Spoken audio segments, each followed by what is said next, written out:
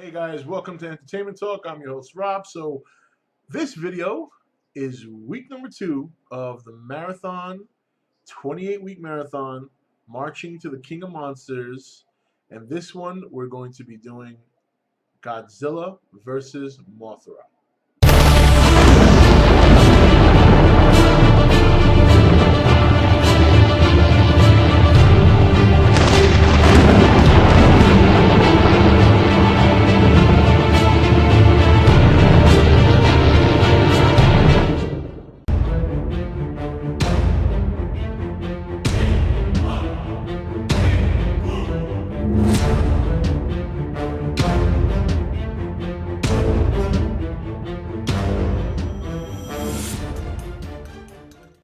Okay, guys, welcome back. So, Godzilla versus Mothra. I gotta say, this is actually one of the better older movies. I hadn't seen it in a while, and I remember as a kid, it was one of the first ones. It's probably the first Godzilla movie I've ever seen as a kid, and you know, that's what made me a fan. I thought it was really cool. Here's this big flying monster, and then here's Godzilla, and that's when I instantly became a fan. I didn't actually see the 1954 one until later. It wasn't the first one I saw. Um, so this movie had a good, um, actually had a good story. And you want to know something? Unlike King Kong versus Godzilla, I thought this movie aged well. In particular, the monsters and how they looked. Um, Godzilla, I thought he looked great. I liked the suit in this movie. He looked very evil. It was proportioned well, I felt. He still had the nails going on. Like I said, in King Kong versus Godzilla, he looked kind of doofy. In my opinion, I that wasn't.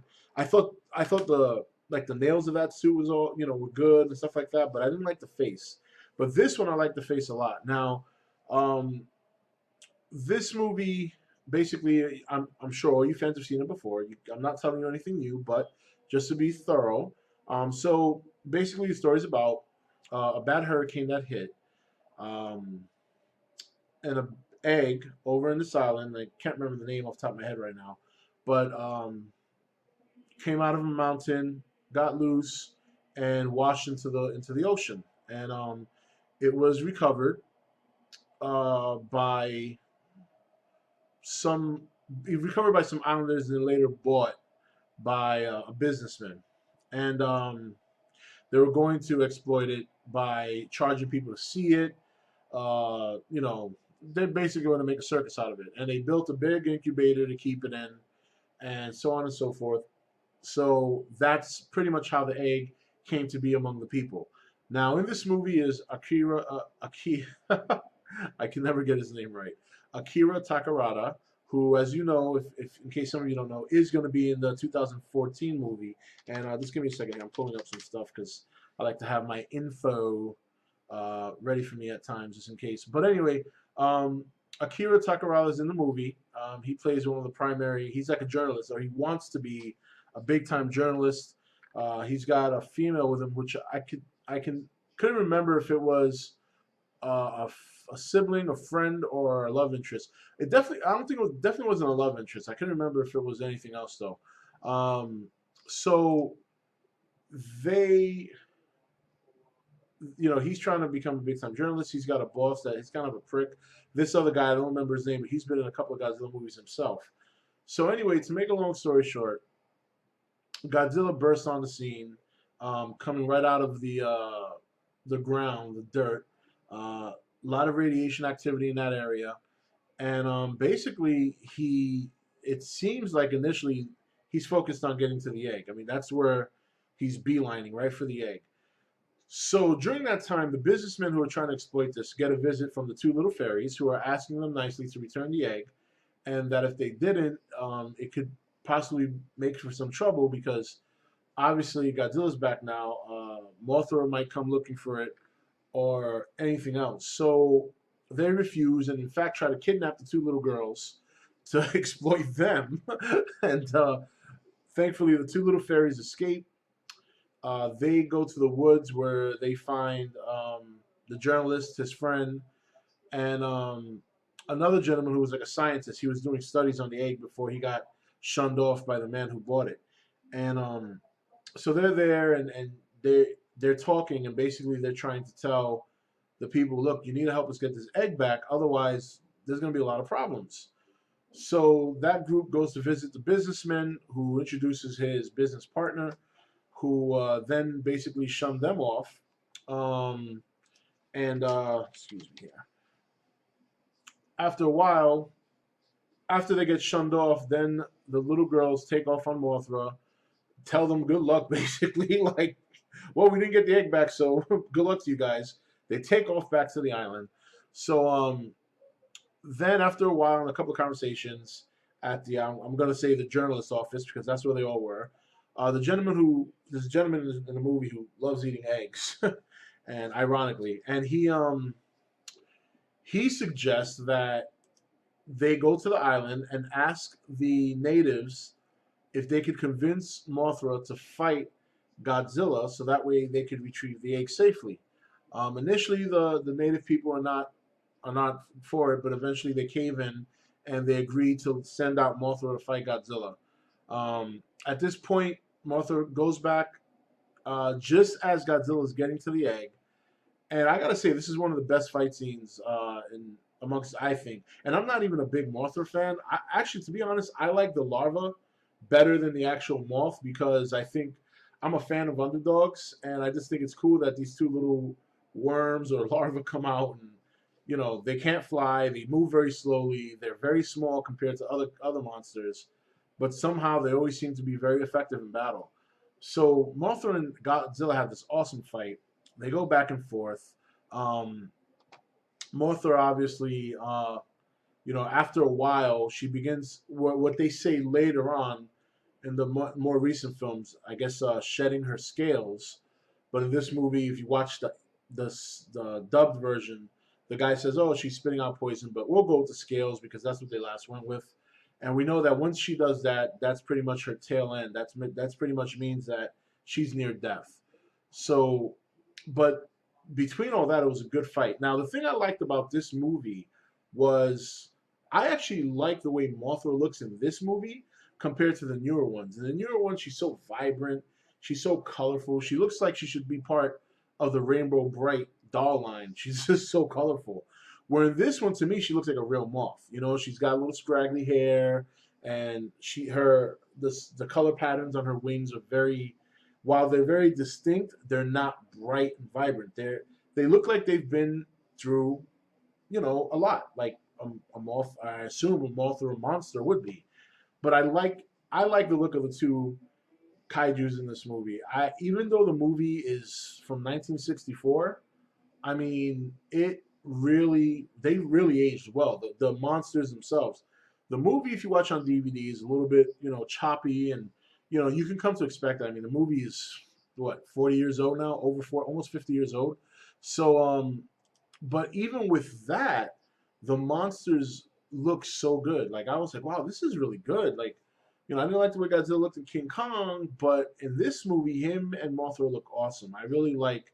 I believe it or not, like I said, I like this Mothra's look better than the newer ones that we see now in the more recent DVDs. And that's just my opinion. I just think she looks better.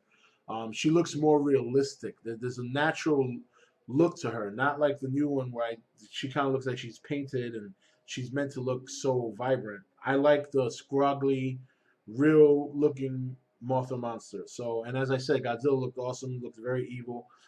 So anyway, they get into the fight. Godzilla blasts her a couple of times with his atomic breath, which pretty much puts the nail in the coffin.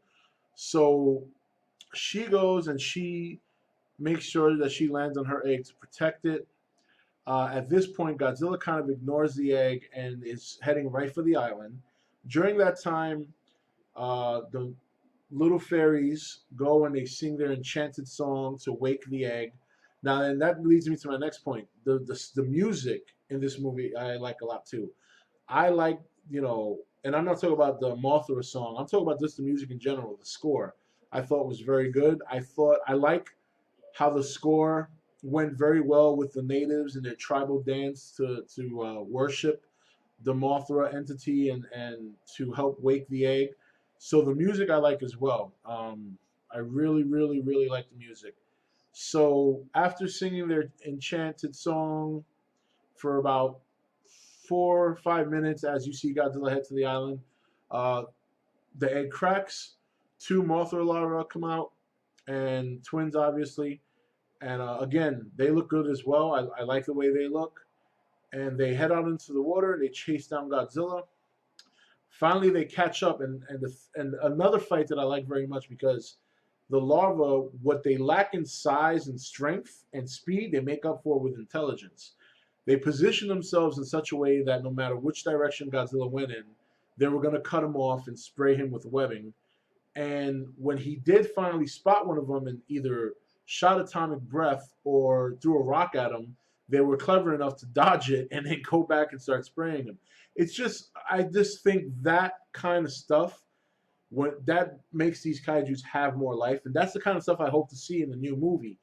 You know, sometimes giving these monsters life is more than just putting them on the screen and making them destroy stuff. Signs of any kind of intelligence go a long way, and that's what I love about this particular movie. As old as it is, it's got a decent story. It's a simple story, but it's decent. It's got I think the kaiju's are great. Even now, to me, when I was watching it the other night, I said, "Wow, even though this movie is 40 plus years old, these monsters look really good." And then on top of that, show the fight scenes were excellent. I think the fight between Godzilla and Mothra was very head on.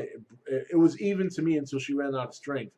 And then the larvae just displayed their intelligence, knowing that they could never outmuscle Godzilla. Again, you see that when the one little larva grabs his tail and he's banging, slamming the little larva around.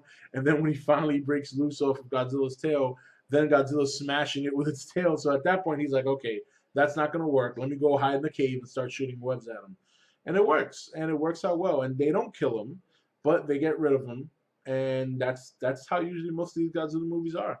You can never kill the guy, but you can only get rid of him. So basically, that's in a nutshell. Overall, it was one of the first movies I seen as a kid. Watching it again, I thought I was really impressed because, like I said in my last video, when I'm a kid and I watch these movies, I didn't care about the story. I didn't care about none of that. I just cared about the fight.